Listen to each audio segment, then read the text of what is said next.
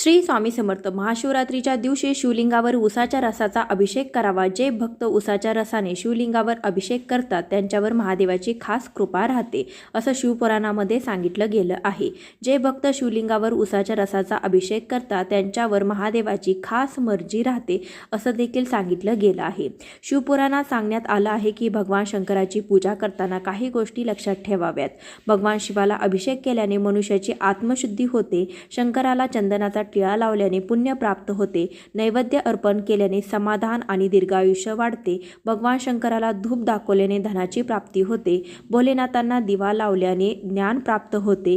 पान म्हणजे तांबूल अर्पण केल्याने मनुष्याला सर्व सांसारिक सुखाची प्राप्ती होते.